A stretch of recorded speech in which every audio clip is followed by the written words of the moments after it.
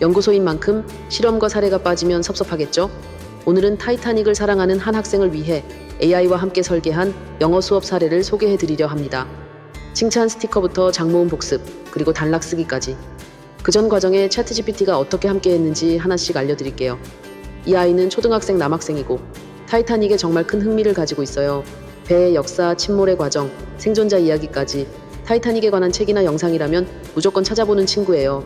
또 하나, 이 아이는 무언가를 모아서 완성해가는 활동에 큰 동기를 느끼는 아이예요. 예를 들면 스티커 차트를 채워서 보상을 받는 것처럼요. 그래서 저는 이렇게 생각했습니다.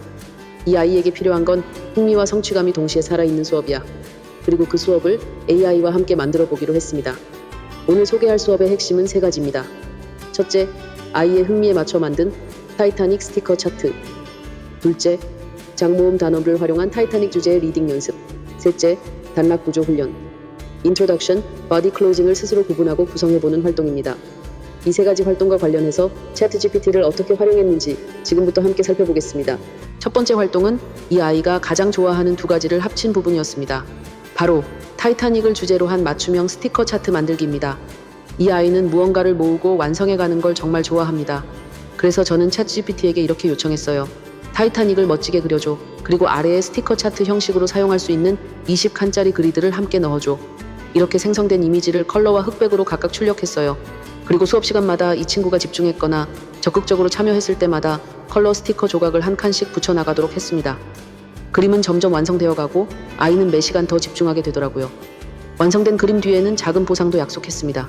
하지만 아이에게는 내가 열심히 해서 이 그림을 완성했다는 성취감이 무엇보다 큰 보상이었던 것 같아요. 이 활동을 통해 저는 외적 동기가 강한 아이에게는 보여지는 성취가 가장 강력한 자극이 된다는 걸 다시금 느꼈습니다. 이 아이가 영어를 읽을 때 가끔씩 헷갈려하는 부분이 있었어요. 바로 장모음 단어입니다. 예를 들어 보트, 게임, 라이드 같은 단어들이죠. 그래서 이번에는 아이의 약점을 보완하면서도 흥미를 유지할 수 있는 읽기 활동을 만들어 보기로 했습니다. 챗GPT에게 이렇게 요청했어요. AR 3점대 수준의 아이에게 적합한 장모음 단어 10개를 알려줘. 추천받은 단어들을 검토하고 수업에서 다루기에 적절한 것들을 선정한 다음 다시 챗GPT에게 요청했습니다. 이 10개의 장모음 단어를 모두 포함해서 타이타닉과 관련된 짧은 리딩 지문을 만들어줘.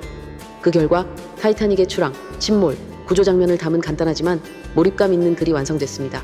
그리고 여기에 이어서 내용 이해를 확인하는 객관식 문제 10개와 짧은 주관식 문제 5개도 함께 생성했어요. 아이는 자신이 좋아하는 타이타닉 주제를 읽으면서 자연스럽게 장모음 단어를 접하게 되었고 읽은 후에는 퀴즈를 풀며 내용을 복습할 수 있었습니다.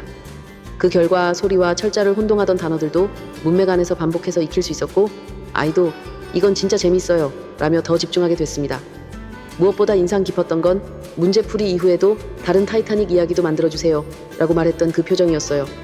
학습의 목표가 완벽한 암기가 아니라 더 알고 싶어지는 마음을 자극하는 것이 얼마나 중요한지 다시 느낀 순간이었습니다. 마지막 활동은 아이가 영어 문장을 읽고 쓰는 데 있어서 더 명확한 구조를 익힐 수 있도록 도와주는 단락 구성 훈련이었습니다.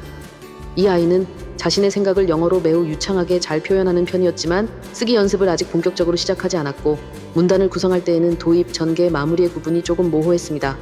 그래서 저는 챗GPT에게 요청했어요. 초등학생 수준에 맞는 단락을 하나 만들어줘.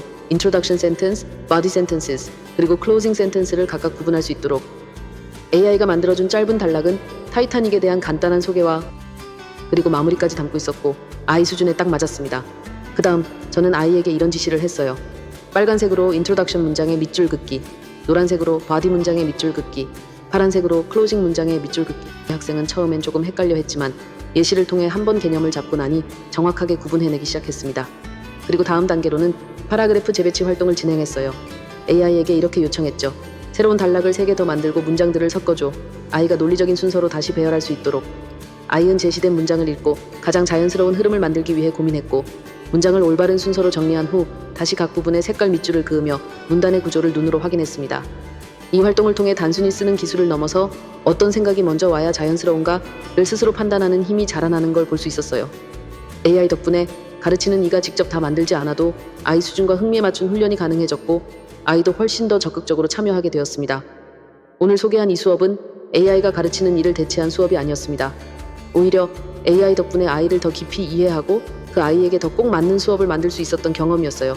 타이타닉을 좋아하는 한 아이, 모으고 완성해가는 걸 좋아하는 그 성향, 조금 헷갈려하는 장모음, 그리고 구조적인 글쓰기에 대한 첫 도전. 이 모든 요소가 AI라는 도구를 만나면서 서로 연결되고 하나의 수업으로 엮여졌습니다. 중요한 건 도구가 아니라 그 도구를 어떤 의도로, 어떤 시선으로 사용하는가라는 걸 이번 수업을 통해 저도 다시 한번 느꼈습니다.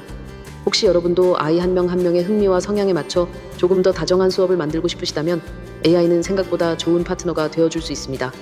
오늘 영상이 작은 영감이 되었기를 바라며 AI 학습 코칭 연구소였습니다. 감사합니다.